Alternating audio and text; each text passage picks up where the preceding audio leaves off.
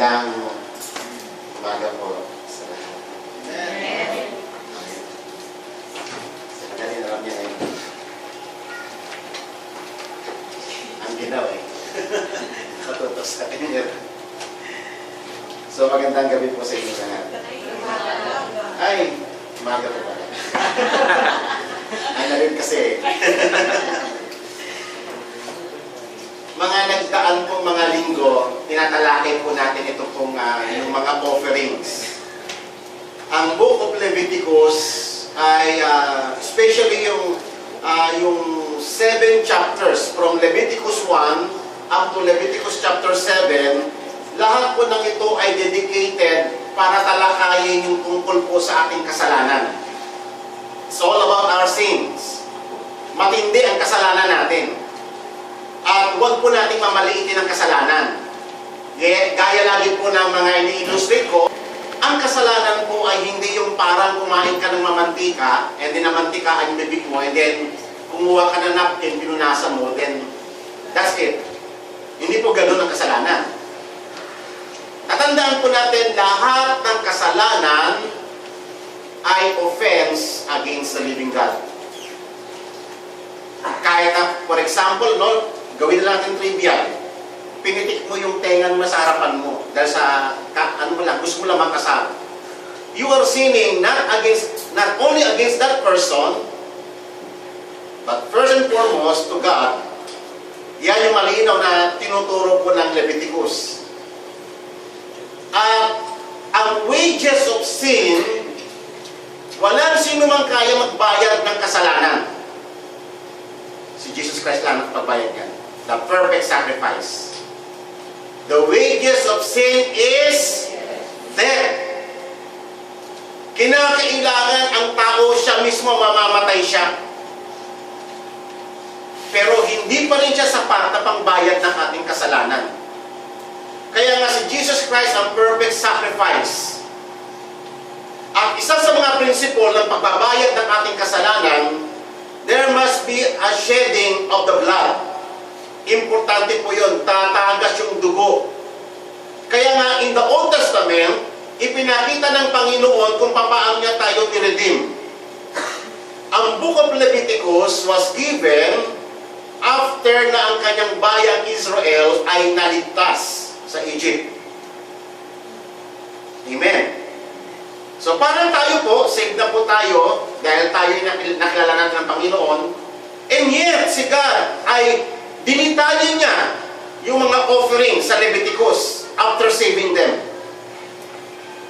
Nag-provide siya ng sacrificial system para pag ang kanyang anak na niligtas ay nagkasala, alam nila yung proseso, alam nila yung demand ng Panginoon, alam nila kung paano sila makakapagbalik sa Panginoon. Why? Kasi kada kasalanan ay nabibreak mo ang kaugnayan mo kay God. It is a broken relationship. That's why there was a sacrificial offering.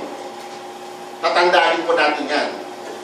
Sin in the sight of God is a grievous matter. Hindi po siya pipicturin. That's why in the Old Testament, singular lang eh. Naaalala nyo, right after doon po sa may pagbagsak ng tao sa Garden of Eden, nung sila po'y nagkasala, hindi po ipinakita ron basta si Adam, binigyan nila ng balabal, ng pang-cover. Ano yung pang-cover? Iyon ay skin ng hayop. At makikita natin yung sa Leviticus, pinag-aralan natin yun nung nakaraang linggo, which is burnt offering. The very first and the old na practice ng offering sa Panginoon, burnt offering. Yan yung mga sacrifices na Noah, nila Abraham, ng mga patriarka, sila Abel, na ang kailang offering is burnt offering. Ito yung mabangong samyo sa Panginoon. Why? Bakit kakaiba yung burnt offering na tinalakay natin last week? Kasi ang burnt offering, yan po ay tumutukoy, yan po yung offering para hindi lamang sa specific sins natin. Kunyari, may nagawa ka, nagsinungaling ka, nagnakaw ka, nangdaya ka, nangbugbog ka. Hindi po ganun yun. Ang burnt offering ay tumutukoy sa kasalanan ng tao sa kanyang pagkatao. Yung pagiging very nature is sinful. Kaya nga mayroong burnt offering. Continual burnt offering yan. Day and night, hindi nawawala ng gatong doon sa may altar. Sinusunog yung burnt offering para lamang ang kanyang bayan ay mayroong constant na protection laban sa judgment ng Panginoon. Pinakita yun sa may burnt offering. Kaya nga tayo araw-araw nating nararanasan ng grace ng Panginoon. Kasi tayo ang ating pinaka-being mismo, yung tagos sa ating pagkatao, yung ating pagkatao mismo, makasalanan. Para tayong puno. Yung puno, may bunga, hindi po ba? Yung alam lang natin na kasalanan, yung mga bunga. Pero hindi natin alam na yung mismong puno, makasalanan. Ganyan po tayo. Makasalanan tayo. Kaya nga sa may Bible, when Jesus Christ, pag siya'y nagtuturo, He was referring for two things. Sin and sins. Kaya hindi sapat na pagsisihan mo yung mga kasalanan na gawa mo. Nagsinungaling ka, nang daya ka, meron kang taong inapi, nagsalita ka ng hindi maganda sa iyong kapwa. Hindi lang yun. Dapat pagsisihan natin sa Panginoon, Lord, I am a sinful being. Forgive me. Yung pagkatao mismo natin, makasalanan. Ipinanganak tayong makasalanan. Yan ang problema natin. That's why yung burnt offering was dedicated for that purpose. Okay? So nakita rin natin na nakaraang linggo yung tinatawag na guilt offering. Ang guilt offering ay kakaiba. Ang guilt offering talagang talagang isinadya mo. Nagkasala ka talaga. Niloko mo talaga yung kapwa mo. Kaya lang, dumating sa may senses mo, na-convict ka ng Holy Spirit. Aware ka sa may kasalanan kinumit mo. And then, kinumvict ka ng Holy Spirit, din nag-repent ka. That is the purpose of guilt offering. Or trespass offering. Ngayon, itong pong sin offering ay kakaiba po ito. This was intended for unintentional sin. Inadvertent sin. Hindi mo sinasadya. Ito po ang sin offering. At ang dami pong katotohanan na dapat po natin maintindihan dito, mga kapatid. Kaya nga ang issue nito, porque ba hindi mo ignorant ka, hindi ka na nagkasala sa Diyos? Hindi ba po hindi mo alam na kasalanan pala yung ginawa mo? Absuelto ka na sa Panginoon? Hindi po ganoon ang issue kay God. Ang kasalanan, kay alam mo o hindi, you are sinning against God. Yan po ang matindi. At iyon po ay pinakita ng Panginoon dito sa may sin offering. Para tayo na mga sinib ng Panginoon, huwag tayo maging kampante. Always, lahat kaya na alam mo ang mga saved, they always confess ang Panginoon sa buhay niya, Lord, nabubuhay lang ako by your grace sapagkat ako'y makasalanan. Tuwi na, every single event, every single second of our life, nagkakasala tayo. Maaaring alam mo o maaaring hindi mo alam. Nagkakasala tayo kay God. Simple tayo. Sinners tayo. To the core. Kaya na ibinigay itong mga offerings ito. Para lang makita natin yung gravity ng ating mga kasalanan. Para makita natin yung seriousness ng ating mga kasalanang nagagawa sa harapan ng Panginoon. Para makita natin kung papaano tayo nangangailangan ng biyaya ng Diyos araw-araw kada minuto ng ating buhay. Na walang sino man sa atin ang pwedeng magmalaki sa harapan ng Diyos na hindi na kayang mabuhay apart from God. Tayo, yung ating existence is because of the offering ni Jesus Christ. Namatay siya 2,000 years ago, nag-offer siya ng kanyang sarili 2,000 years ago, nag-resurrect na siya doon sa may langit. Pero yung kanyang mga offering, ito yun. Ang effect ng kanyang offering, ng kanyang sarili, na pambayad sa ating kasalanan, ito ay nag-serve as burnt offering, as sin offering, as transgress offering, as peace offering, as grain offering. 5 major offerings na na-prescribe sa Book of Leviticus just to inform us na ang kasalanan ay hindi isang bagay na parang laruan lang na kung pwede mong gawin anytime without considering God. Sin is a grievous and serious matter before the Lord. Kaya nga dito po, pinag-uusapan sa law of sin offering. Ang title ni Rusdoli sa kanyang article is responsibility. Bakit kaya responsibility? Maintindihan natin mamaya yan. Ano ang kaugnayan ng responsibility doon sa law of sin offering? Unang-una mga kapatid, ang una natin dapat maintindihan sa law ng sin offering, ito po ay offering. Nag-provide si God ng way out para sa atin na nagkasala nang hindi mo sinasadya. Ito po ang intentional sin ay tinutukoy din na sin of ignorance dahil sa kamangmangan natin, or sin of weakness and human frailty dahil napakahina natin, nagkakasala tayo kay God. Tayo hanggang ngayon matampuhin, hanggang ngayon mapagtanim tayo, hanggang ngayon ma-pride tayo. Akala nyo ba kung wala ang Panginoon, wala yung offering niya, wala na, ikinabas na tayo. Amen? We need the sin offering of the Lord Jesus Christ. At yung effect yan, araw-araw yan na sumasa atin. Kasi napaka-weak natin. Hindi natin minsan kayang i-overcome even yung simplest sin na pinapa-overcome ng Panginoon sa atin. Kaya nga sabi ng Panginoon, tatandaan po natin, bagamat ito ay hindi capital offenses. Alam niyo ba yung capital offenses?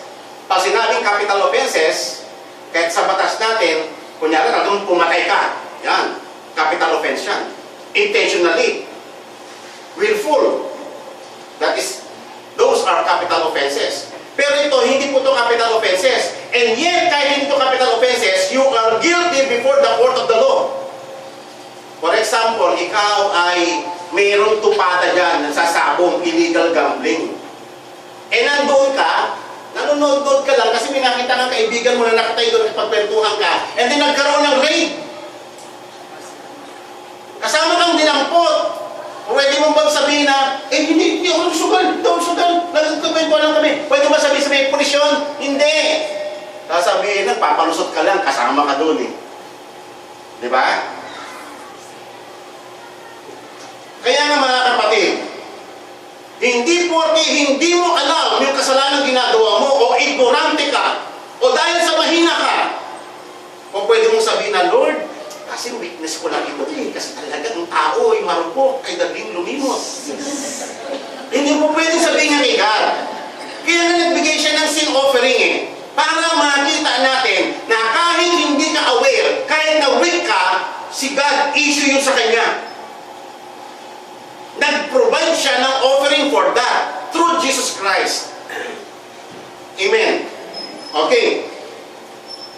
In chapter 4 verse 2, speak to the sons of Israel saying, if a person sins unintentionally in any of the things which the Lord has commanded not to be done, and commits any of them. So may command ng Panginoon, may commandment. Kunyari, thou shalt not steal, thou shalt not commit adultery, thou shalt not kill. Alam mo yung commandment ng Panginoon. Kaya alam yung mga applications niya, yung mga details niya, hindi mo alam paano ina-apply sa real life situation. Dahil mga tayo, ignorante tayo. Nakukumit natin yun. Tama. For example, sabi ng commandment ng Panginoon, thou shalt not steal. O hindi ka nagnanakaw. Pero, ignorante, dahil ignorante ka, may nagtinda sa iyo ng semento. Magkano ba sa super semento ngayon? 200 plus. Nagbebenta sa iyo 50 pesos lang. Uy, 50, ang mura! Bili agad. Bakit mo na lahat? Binili mo agad lahat. Hindi ka man lang nag-second thought na saan kaya galing nyo, bakit mura? 50 pesos lang. Nagbenta sa iyo ng 20 bucks. Ignorante eh. Di ba? Hindi mo naman taga sinasadya. Hindi mo alam na nakaw lang pala yun. Ang iniisip mo agad makatipid ka. nagkakasala ka kay God. Amen? Unintentional sin because of our ignorance.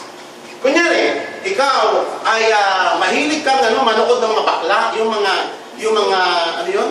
Pageant ng mga bakla. Tuwang-tuwa ka, nagtitinig ka pa doon, talagang parang babae, talagang ganda ng sexy. Nakalimutan mo yung commandment ng Panginoon na kinamumuhian ni God yung mga ganyan, abominations kay God yan eh. Pero nandoon ka, and then finally na-realize mo, kasalanan pala yun. Hindi mo na-realize yun, hindi ka nagkakasala ka kay God, kabilang ka doon. Pero by the mercy of God, dahil sa habag ng Diyos, pinakita sa'yo ng Diyos na kasalanan yun. Maaaring sa preaching, o maaaring sa may pamphlet na basa mo, o maaaring nagbasa ka ng Bible, na napakita sa'yo na kasalanan pala yun. So, by the grace of God, tutulungan tayo ng Panginoon dahil mahina tayo na mag-pinpoint kung ano yung mga kasalanan. Ang alam na natin kasalanan, magsugal, uminom, mangbugbog. Ay, hindi naman ako makasalanan kasi hindi naman ako susugal eh. Yun ang akala natin. Makasalanan tayo. Kada anggulo ng buhay natin, kakasala tayo. Amen. Amen. Kaya wala mong pagmamalaki sa Panginoon. So ngayon, by the grace of God, pinapaalala niya ito.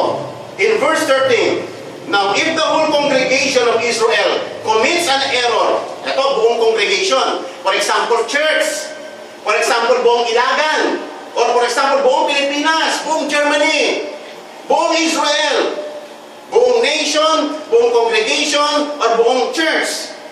Ito po, pag nagkasala, and the matter escapes the notice of the assembly, hindi natin napansin. Kunyari, may nagpapasok dito, nag-invite kami ng preacher, kasi yung preacher rin magaling. Ang galing-galing, tapos pagdating ng preacher dito, well-known yung preacher, and then in-invite dito, yung preacher nag-prophesy. Tapos nagpa-altar-altar dito, tayo naman, ututo naman tayo, sumuro naman tayo, na hindi natin na-scrutinize yung Bible, paniwala naman tayo lahat ng tinuro niya, kinain natin. Wala ba tayong kasalanan doon? Yun, may kasalanan yun kasi false preacher yun eh. Wala ba tayong kasalanan doon? Meron. Yan yung sinofering. Dawit ang buong bayan. Katulad nung time ni Hitler, lahat sila nakiisa. Sa pagpapako kay Jesus, buong nation. Minsan may mga issue na national, mahilig tayo magko-comment without even understanding. Comment tayo ng comment. Alam, nagkakasala tayo, nakikisa tayo sa kasalanan ng bansa. Unintentionally. And yet, you are sinner before the Lord. And they commit any of the things which the Lord has commanded not to be done, and they shall become guilty. When the sins they have committed becomes known, then the assembly shall offer a bull.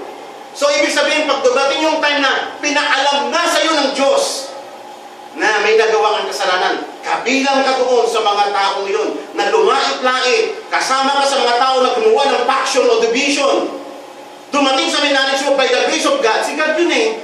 Alam niyo ba yun? Si God ang nagbibigay sa atin ng ability na makapagsisi. Si God ang nagbibigay sa atin ng ability na makita yung kasalanan. Kasi tayo, ang ating tendency, we want to justify sin always. Amen? Yan ang tendency natin because of our failure. Because of our fallen nature.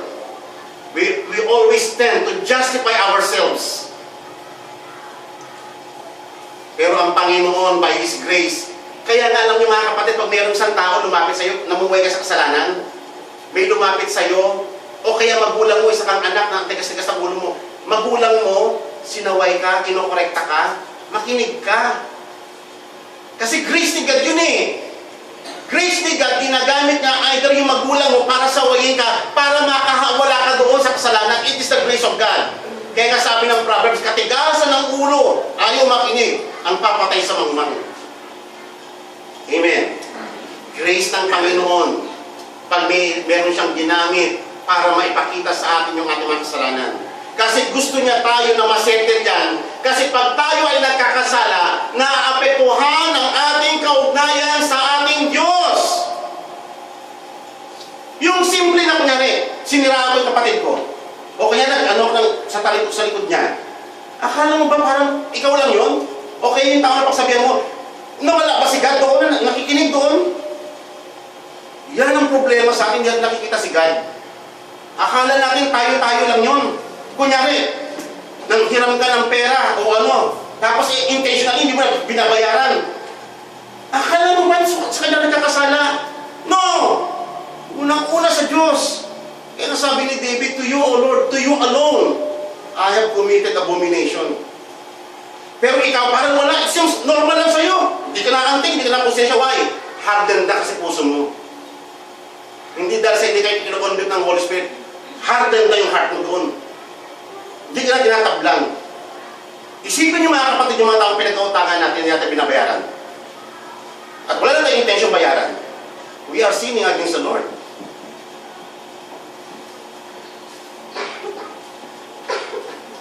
Verse 22, when a leader sins unintentionally, does any of all the things which the Lord his God has commanded not to be done, he is guilty. Nakita nyo? Declaration ng Panginoon. He is guilty. Unintentional yun, ha? May commandment si God, hindi mo alam, na-commit mo. Ang sabi ni God, you are guilty before Him. Kaya nga ikaw ay kinokonvict ng Panginoon.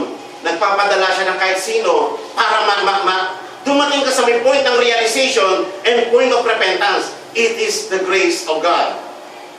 Kaya huwag ka magagalit sa may tao na ginagamit ng Panginoon to rebuke you.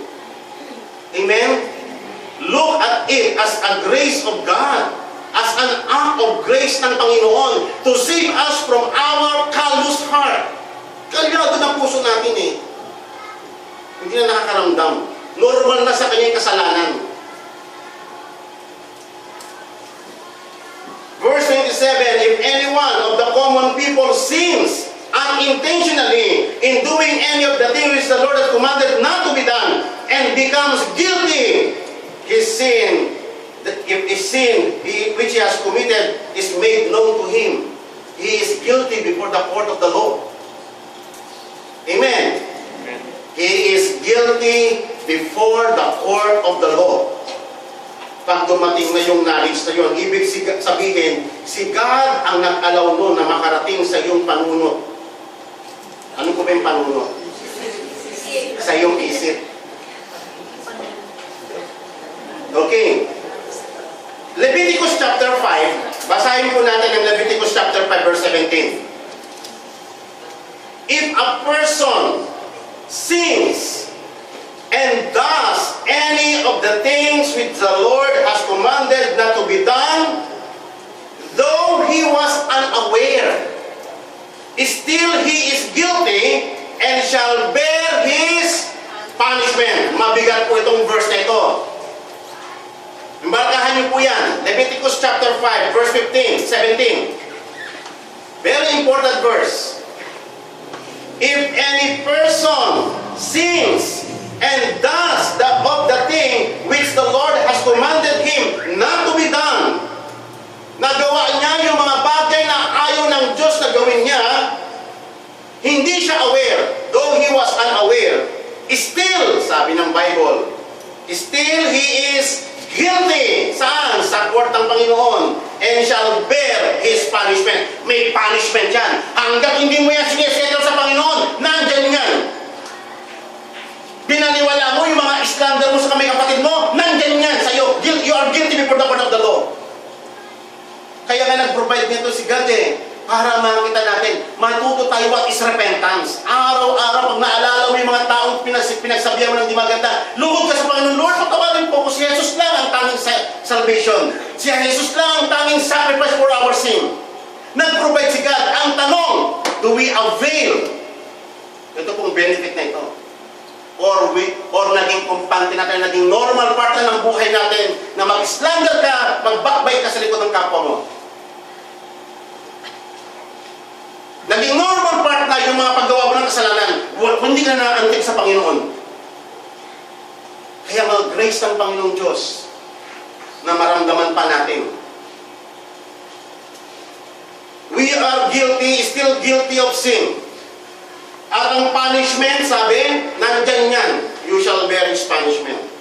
Ngayon, mga kapatid, meron tayong malaking problema tungkol sa ating pananaw tungkol sa kasalanan.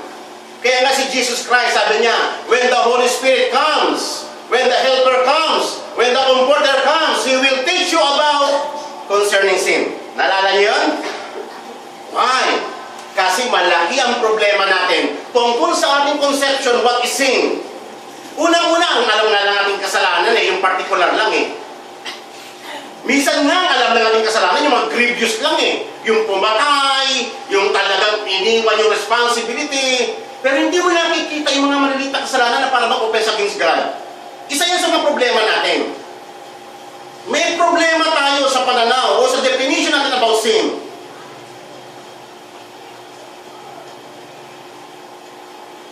Unang-una mga kapatid, ang mga tao, they consider na ang kasalanan lang ay yung tinatawag na intentional. Hindi nila alam na ang kasalanan ay pwede ding unintentional. Tama po ba ako? Do you agree with me? Is it in the Bible? Yes. Kaya nga isinulat ito ng Panginoon to make us aware na ganito ang reality sa harapan ng Diyos. Hindi ito invento ng mga preacher. This is the reality ng estado ng ating kasalanan sa harapan ng Panginoon. Malaki ang problema natin kasi ang alam lang natin, minsan, yung malalaking kasalanan lang ang issue before God. Yung maliliit, hindi na issue. Yung pagkainggit, yung paninirang puri, yung pagkichismis, o yung kung ano pa man. Akala natin yung maliit lang yun, hindi apektado si God doon. Yan sa mga problema natin. Pangalawa, yung akala natin yung mga intentional lang. Yung kunyari, sinuntok mo talaga. Yung talagang, yung nilakit-lakit mo talaga. Akala natin yun lang. No, even unintentional ones are sins before God and sufficient enough for a person to become guilty in the court of the law, in the court of God. Amen. Pangalawa, isa sa mga problema natin sa pag-define natin ng kasalanan, akala natin na mga kasalanan, physical lang. Mga physical thing. Kunyari, minanakaw ka, minawala sa kanya. So, yung kubetos mo sa puso, hindi mo tinuturing na kasalanan yun. Kunyari, akala mo ang kasalanan yung pakikiapid, yung actual na nag-connect. Pero hindi mo iniisip na, ikaw sa puso naglalaro rin yung mga babae dito, mga bold, mga pictures dito, sabi, naglalaro rin araw-araw. Akala mo wala yun. Kasi hindi siya physical. Dahil porque spiritual ang nature niya, hindi naman siguro apektado ko. Kaya nga tinuro ni Jesus ang pagpatay ay nag-umpisa sa pagkagalit.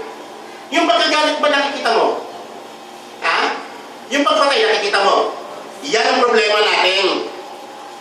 That's why isinulat itong sin offering kasi distorted yung ating thinking tungkol sa kasalanan.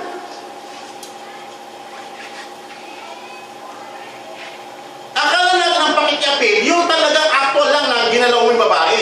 Hindi mo nakita from the moment na ikaw ay nag-last na sa kanya, nagkakasala ka na. Kaya yan nilagay ni Jesus Christ. Inelaborate niya ang law sa may Sermon on the Mount. Tama po ba ako? Yan ang mga problema natin. Kaya nga sinabi ni Jesus doon sa mga Pariseo, sabi niya, hindi yung pagkain pumapasok ang problema, kasi dinudumi lang yan Ang problema yung lumalabas galing sa puso, puro hindi nakikita yun. Ano yun? Sabi ni Jesus, but the things that proceed out of the mouth comes from the heart, and those defile the man. Ano yung malabas ng bibig natin? Ha? Ano? For out of the heart comes evil thoughts. May physical substance pa ang evil thoughts. Meron ba ang physical substance yung murders, adulteries? Saan yun? Dito yung nakukonsip sa heart yung pagbagong pinatay yung tao, dito muna yan Doon nagsisimula yan, mga kapatid. Fornication, thefts, pagnanakaw. Yung pagnakaw itself ng object, it is only the manifestation na kung ano yung realidad doon sa may puso mo. Tama?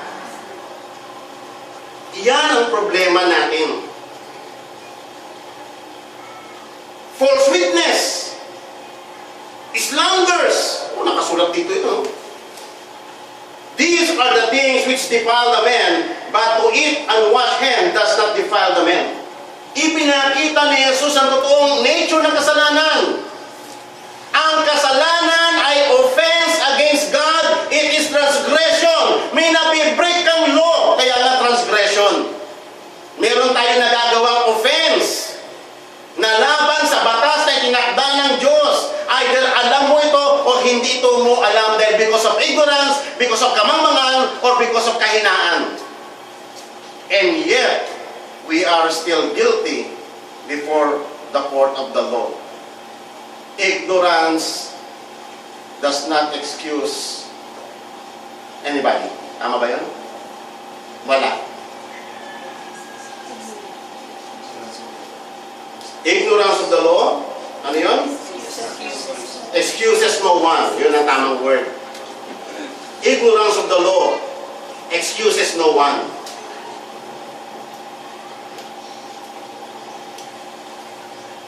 Pangatlong problema natin sa kasalanan, no?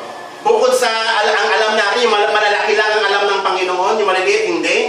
Yung intentional lang ang alam natin at hindi unintentional. At minsan akala pa natin yung mga physical things lang, yung may mga attachment talaga ng physical na kasalanan, hindi yung mga, walang physical. Ang isa sa problema natin tungkol sa kasalanan ganito. Ang alam natin kasalanan, yung kunyari, sinabi ni God, thou shall not commit adultery. Thou shall not steal. Thou shall not. Thou shall not. Pinagbabawal ni God, and yet ginawa mo. Tama? Ang tawag po dyan ay sin of commission. Kinumit mo yung mga bagay na ayaw ng Diyos na gawin mo. Pero hindi tayo aware na merong sin of commission. Sabi ng Panginoon, give your tithes into my storehouse. Honor thy father and thy mother. Observe the Sabbath. Akala mo hindi kasalanan yun? That is sin of commission. Inumit mo, tinanggal mo yung pinapagawa ni God at hindi mo ginawa yung pinagbabawal ni God. Yung sabi ni God, huwag mong gawin ito, ginawa mo. Yung sinabi naman ni God na gawin mo to, hindi mo na ginawa, parehas lang yung kasalanan. Yan ang problema natin mga kapatid. Kaya nga mga kapatid, tignan po natin ang kasalanan. It is a serious matter before the Lord. That's why merong sin offering.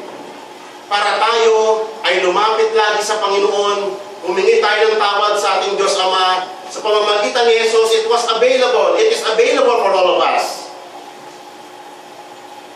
Kaya nga, what if, mga kapatid, what if, kunyari, may nakumit kang kasalanan out of ignorance. And then dumating, here comes the Holy Spirit. Kinonvict ka ng Holy Spirit, pinaalam na sa iyo ng Holy Spirit na, anak, nagkasala ka sa Diyos. Pagsisihan mo yan. Okay? So, maganda yun, hindi po ba? Eh, what if, after the knowledge of the truth, patuloy mo pa rin yung ginagawa, blatantly, defiantly, willfully, voluntarily, patuloy mo pa rin ginagawa, despite kung knowledge na yun, what will be the consequences sa tingin nyo? Applicable pa rin ba yung sin offering ni Christ sa atin? Ha? Sasagot ang Hebrews chapter 10 dyan. Ang sabi ng Hebrews chapter 10, verses 26 to 31, if we go on sinning willfully, patuloy ka pa rin nagkakasala after ano? After receiving the knowledge of the truth. O, dumating na yung Holy Spirit eh. Kinonvict na tayo ng Holy Spirit. Ipinaalam na sa atin ang kasalanan yun. At nag-supply na siya ng grace sa atin para pagsisihan yun. And yet, nagpatuloy pa rin tayo. May ginawa na ang Panginoon. Nakita niyo yung word na yun? After receiving the knowledge of the truth. Parehas na parehas ito sa mga proceedings doon sa Leviticus chapter 4 eh. There no longer remains a sacrifice for sin. Wala nang sin offering. Hindi na applicable ang sin offering. Why? But at the defying expectation of judgment and the fury of fire, which will consume the adversary. Anyone who has set aside the law of Moses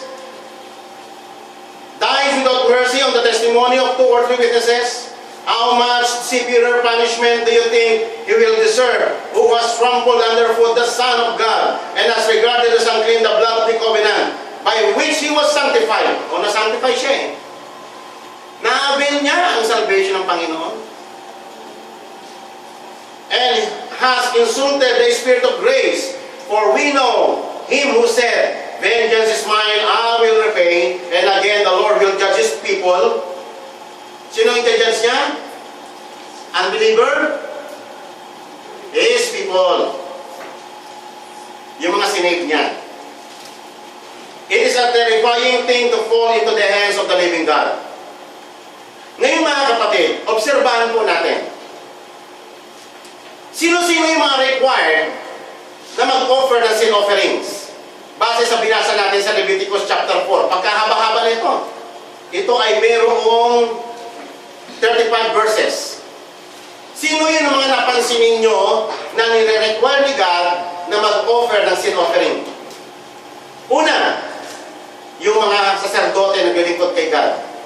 Mga pastor, mga pari, o mga bishop, o lahat ng mga nagmi-minister sa Panginoon. Sila yung number 1, top list sa listahan ng sin offering na required na mag-offer ng sin offering. Pangalawa, sino? Yung congregation, yung bayan, yung church, yung covenanted people of God as a whole. Pangatlo, sino? Yung mga ruler. O yan, kung pwede siguro si barangay captain, si senador, si congressman, si governor, si presidente, kabinete. Mga ruler lahat yan eh. Biro mo, no? Titignan mo yung category. Number 1 yung mga pastor. Pangatlo lang yung mga politicians. Amen po ba? Pangapat, ordinaryong tao. Yan, yung individual na tao. Yung kada isa sa atin. Nakita niyo yung ranking na nilagay ng Panginoon? At alam niyo ba mga kapatid, iba-iba yung offering na ni-required ni God. Hindi katulad doon sa may burnt offering eh. Napakasimple lang po pati sa guilt offering eh. Sa guilt offering, basta mag-offer ka ng ram or goat. Sa may burnt offering, may prescribe siya. Pag mayaman ka, bull. Pag nasa middle class ka, sheep or goat. Di ba? Pag mahirap ka, dove or pigeon. O, nakita niyo burnt offering. Sa sin offering, hindi. Kapag ikaw ay saserdote o pastor o tagapagturo ng salita ng Diyos, nag-handle ka ng mga spiritual na bagay, pag nagkasala ka sa Panginoon, unintentional, ang required ni God is bull. Baka. Kay mahirap, kay mayaman. Bakit kaya? O, pag-usapan po natin yan. Kakatakot po maging pastor. Bull. Pag ang congregation o church o nation na nagkasala, ang required na animal ay bull. Parehas lang sa pastor. Teka muna, congregation ito, nation ito. Pastor, nag-isa lang siya. Ang bigat ano, hindi po ba? Sino ba ako dito gusto maging pastor? Taas po kamay. Sa ruler, ang required sa kanya ay male goat. Lalaki na goat. O kambing, tupa. Sa ordinaryong tao, sa individual, ang required ay female goat. O male and female. O, diba? Ngayon ito ngayon mga kapatid, ang i-obserbahan natin. Si God, yung 35 verses na binasa po natin sa Leviticus chapter 4. Grabe po yun. Ina-analyze ko na maigi. Categorize siya into 4 eh.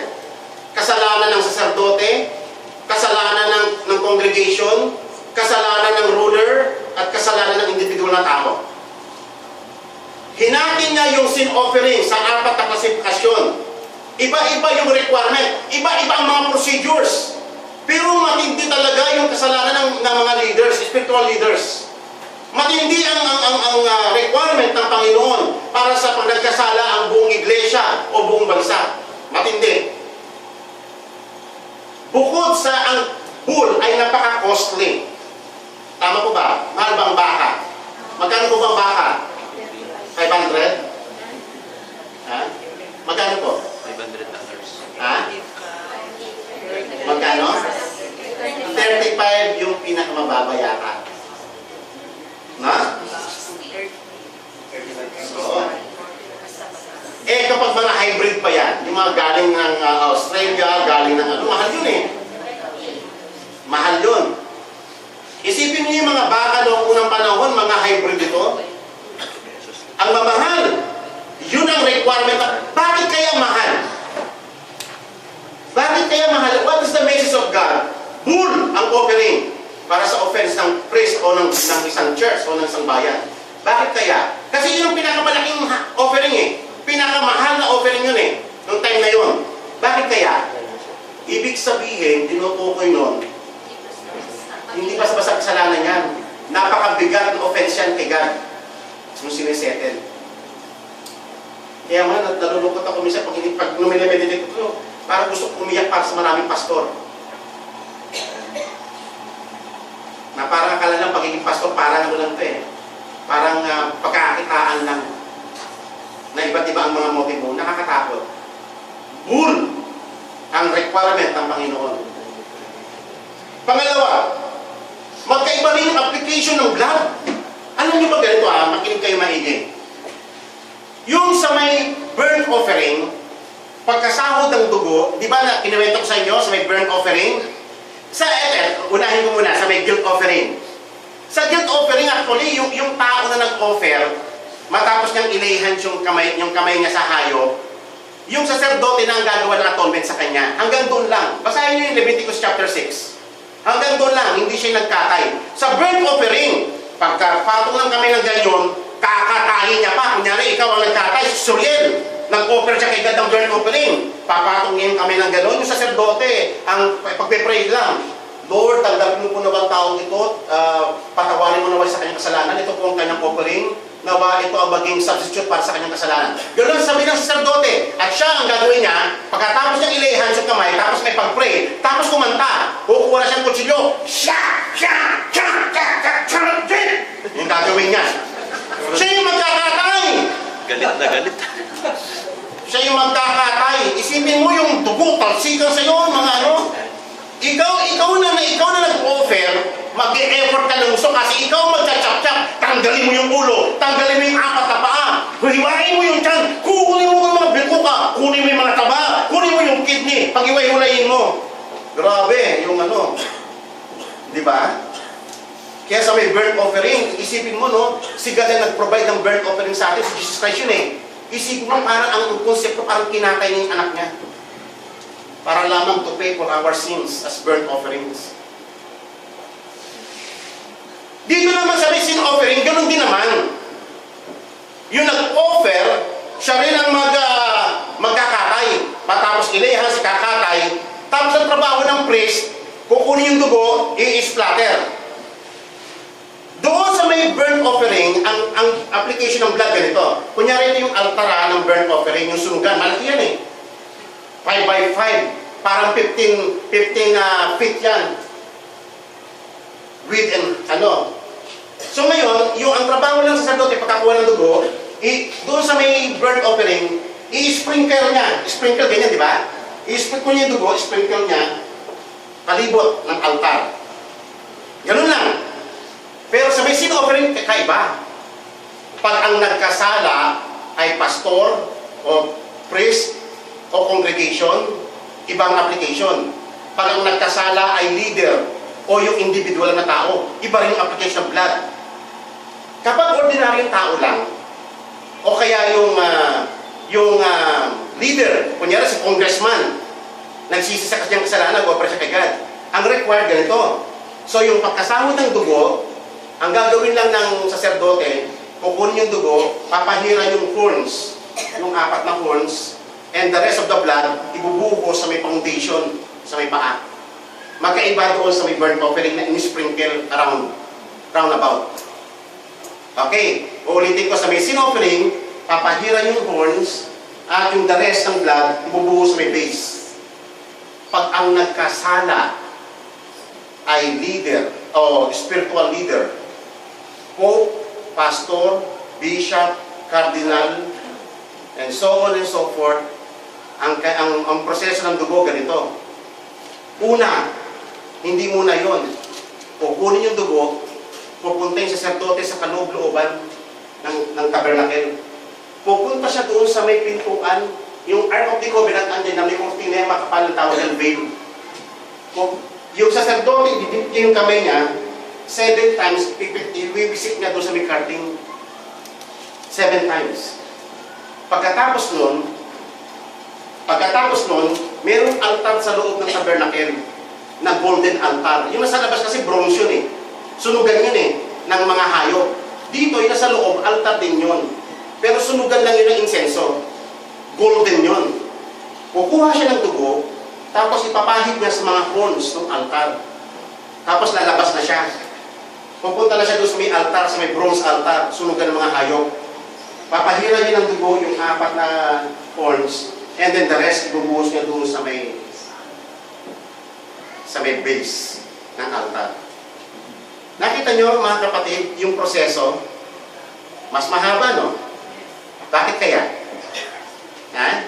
Bakit kinakailangan pang iwisik yung dugo? Dahil sa kasalanan ng isang pastor, kasalanan ng isang leader, o kasalanan ng congregation, na kinakailangan pang wisikan pa yung veil, yung pintuan na papasok doon sa may presensya ng Panginoon. Kakaiba eh. Hindi po ba? Kinakailangan pang pahira ng dugo yung horns ng bronze, yung golden altar ng insenso, na hindi yung ginawa sa ibang mga offerings, para lang ipakita sa ating mga kapatid kung gaano katindi yung kasalanan. Magkasala ang isang pastor, ang isang bishop, ang isang pope, o ano pa mga religious leader, it is a grievous sin against the Lord. That's why sila dapat abiho pinatay outrightly sa presence ng Panginoon. Why? Siguro meron tayong clue sa may James. Ayaw kung kayo lahat na maging tagapagturo, sapagkat tagapagturo ay stricter judgment para sa kanila. Siguro, yun ang hint natin, di po ba? Yes. Kaya kayo mga kapatid na nag-handle ang Word of God, matakot po tayo sa Panginoon. Mas higit tayong matakot kaysa sa ordinaryong tao. Huwag tayong tutulad sa kanila, sapagkat iba ang ating kalalagayan sa ordinaryong tao. Kaya nga sinasabi ni Apostle Paul, okay, mabuhay na mga katulad ng mga ordinaryo na parang mga tao sa paligid. Tayong nag-handle ng Word of God. Ang sarap mag-preach minsan, pero hindi natin alam yung incur ng kasalanan natin, grabe yan. Bull ang kapalit sa harapan ng Panginoon. Sa Old Testament setup, yung pag-smear ng blood. Isipin niyo kapatid, ipinakita sa pamamagitan ng sin offering kung gaano katindi ang kasalanan ito. Amen po ba? Pag ang nagkasala buong congregation, nakakatakot. Parehas na ng kasalanan ng pastor. Nakakatakot. Buti na lang si Jesus namatay para sa atin, mga kapatid. Amen?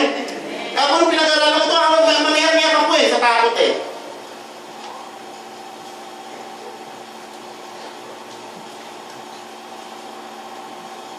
Kasi ang sabi po ng Biblia, tungkol po sa mga pastor o sa mga leader, tatandaan po natin bakit ba ganun katindi ang requirement o ang redemption ng Panginoon o atonement ng Panginoon para sa mga spiritual leaders.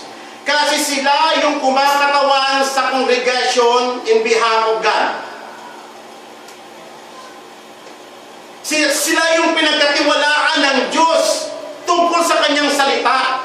Sila yung pinagkatiwalaan ng Panginoon tungkol sa kanyang kabanalan. Kaya nga kapag ang isang tagapagturo, nilalaro niya lang ang salita ng Panginoon. Naalala nyo, nagalit si God kay David. Sabi niya gano'n, bakit mo nilalaro ang salita ng Diyos nung nagkasala siya kay Bathsheba? Kaya nga sabi niya, Apostle Paul, na ikaw na nagtuturo ng pakikapid, bakit ka nakikapid? Ikaw na nagtuturo na huwag ka magnakaw, bakit ka nagnanakaw? Ikaw na nagtuturo ng idolatry, bakit ka pumapas sa may bahay ng mga Diyos-Diyosan, sabi niya Apostle Paul. far greater judgment. Hindi laruan ang salita ng Diyos. Ang salita ng Diyos na hawak-hawak natin, hindi ito na para bang for your own expense lang, o parang sa iyo lang ito, at anytime parang gusto mong ilabas lang, o parang nagmamagic ka lang, it just impress people. No, the Word of God is living. It is the Word of God. Dapat iyang ino-honor yan. Matakot tayo pag nag-speak tayo sa ng Panginoon, situate na tayo, namumuhay talaga tayo dyan. Because we represent God. Amen. Nakakatakot. Una-una ko na po tinuturuan dito sa sarili ko.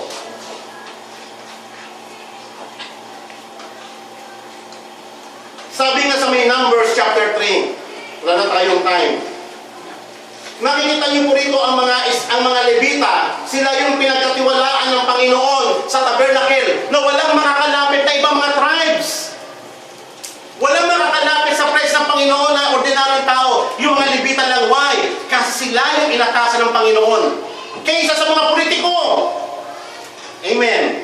Kaysa sa mga religious, mga civil government. Yung mga may hawak ng Word of God ang may mas malaking responsibility. Sapagkat sila nakakita ng Ark of the Covenant. Sila nakakita ng mga holy vessels doon. Sila yung bantay ng Panginoon sa kanyang iglesia. Nakakatakot. Kaya ganoon. Kaya nasabi niya sa Malakay, chapter 2, verse 4, you will know that I have sent this commandment to you, and my covenant may continue with Levi, and says the Lord of hosts, my covenant is with him, was one of life and peace. I gave to him as an object of reverence, so he revered me, and stood in awe of my name. True instruction was in his mouth, and righteousness was not found in his lips. He walked with me in peace and uprightness, and he turned many back from iniquity. For the lips of a priest should preserve knowledge, and men should seek instruction from his mouth. For he is the messenger of the Lord of hosts. We are the messenger of the Lord of hosts. Hindi po pang-title lang ito. Dapat ang mga tagapagturo ay matakot unang-una sa Diyos sapagkat siya ay mensahero ng Panginoon. Sasabihin niya lang kung ano sinasabi ng Diyos. Pag hindi sinabi ng Diyos, huwag niyong sasabihin. Amen. Sino pa ho dito gusto maging pastor dito? Pakitaas pong kamay. Oh, maganda pong calling yan. Maganda pong calling yan. Hindi mo. Tingnan niyo po ang sinabi ni Apostle Peter. Judgment must begin at the house of God. Sino unang hatulan ng Panginoon? Yung mga naglilingkod sa Kanya na may hawak ng salita ng Diyos. Sila yung una, kaya sila yung una na sa listahan ng sin offering. Dito po, ako po yun. Kami na brother ni. Kami mga una. Kaya dapat nakakatakot din po ba? Kaya pag yung ang preacher, ang alam niya lang parang ang word of God, parang laro-laruan lang, tinalaro-laro niya lang. Minamalulit yung mga tao, naku, delikado pong kasalanan niya na yun. Sapagkat, sabi ni Jesus sa may Luke chapter 12, verse 48, for unto whomever much is given, of him much is required. Yes. Matinding hawak yung word of God Much is required. And to whom men have committed much, to him they will ask for the more. Hahanapan ng Panginoon yung mga pinagkalooban niya ng marami. Alam niyo ba, ang Panginoon dami pinagkaloob sa amin, the Word of God, sa amin ni Brother Rick. Mas nakakatakot po ang aming lalagayan. Amen. Pero kayo mag-alala, may mga takot po sa Diyos yung malingkod ninyo. Nakita niyo naman si Brother Rick, talaga yung kanyang takot sa Panginoon. Yung kanyang panindigan sa salita ng Panginoon, gano'n na lang. Kaya minsan nakala natin instricto siya. Pero katulad ang instricto talaga siya. Dahil may takot sa Panginoon.